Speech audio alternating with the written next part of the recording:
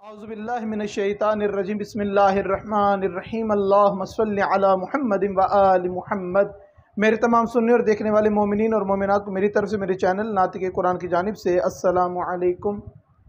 आज का मौजू कमर दर अक़रब है। कमर दर अक़रब क्या है और क्या इसकी कोई शरई हैसियत भी है, इस मौजू पे चंद लम्हे गुफ्तगू करेंगे। सबसे पहली बात कि कमर दर अक़रब को फ़कत जंतरियों की ज़ीनत नहीं समझना चाहिए, या उन्हीं का टॉपिक एक ये ना तसव्वुर किया जाए कि ये सिर्फ़ एक जंतरी का टॉपिक है।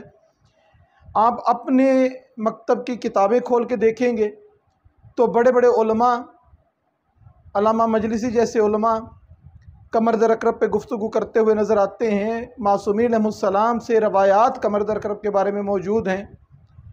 कमर दर अक़रब होता क्या है? आसमान पे सितारों का जो निज़ाम परवरदिगार ने खल्क़ किया है, उस सितारों के निज़ाम में कभी कभार सितारे इस शेप में आते हैं कि वो जिस तरीके से अक़रब बिच्छू को कहा जाता है, वो शेप जो है, वो चाल, वो उनका जो डिज़ाइन बनता है सितारों का, वो ऐसा नज़र देखने में नज़र आता है जैसे कोई अक़रब हो, जैसे कोई बिच्छू की वो शक्ल इख्तियार कर गया हो। और जब चाँद उसमें से गुज़रता है या उसके सामने से गुज़रता है, उस वक्त को कमर दर अक़रब कहा जाता है। और रवायात में मिलता है कि मासूम फरमाते हैं कि अगर सफ़र करना है या अगर शादी करनी है तो इस चीज़ का ख़याल रखो कि कमर दर अक़रब ना हो। अगर कमर दर अक़रब में सफ़र करोगे या निकाह करोगे तो उसमें खैर नहीं देखोगे, उसमें खैर मौजूद नहीं होगी।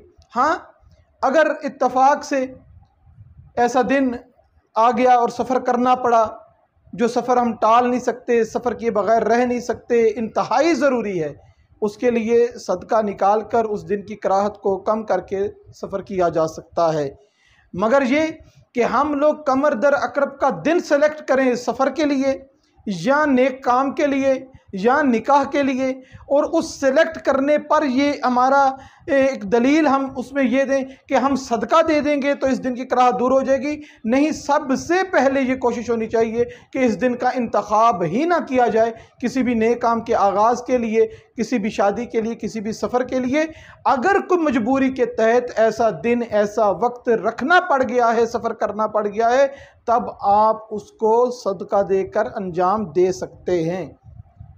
कमर दर अक़रब को इग्नोर नहीं करना चाहिए।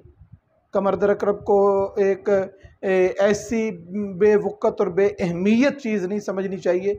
अगर ये मेरी और आपकी आम लोगों की बात होती तो इसको हम कदर देते ना देते हमारी मर्ज़ी थी, लेकिन जब मासूम अपनी ज़ुबान से इरशाद फरमाते हैं कि कमर दर अक़रब में जो मामला करोगे उसमें कभी खैर नहीं पाओगे, तो यकीनन कमर दर अक़रब की तरफ मुतवज्जो रहना, अपने मामलात को शुरू करते हुए, सफ़र करते हुए, नेक काम शुरू करते हुए इस चीज़ का ख़याल रखना कि इन दिनों का इंतखाब ना किया जाए, इनसे पहले या इनके बाद का इंतखाब किया जाए। इसका ख़याल रखना बहुत ज़रूरी है अगर हम चाहते हैं कि हमारे मामलात बेहतरीन तरीके से पाया तकमील तक पहुँचें, हमारा सफ़र बाखैरियत हो। परवरदिगार से दुआ है कि परवरदिगार हमको सही मानों में शरीयत मुहम्मद और आले मुहम्मद अलैहिस्सलाम को पढ़ने, समझने और उस पर अमल करने की तौफ़ीक़ अता फ़रमाए। व मा अलैना इल्लल बलागुल मुबीन।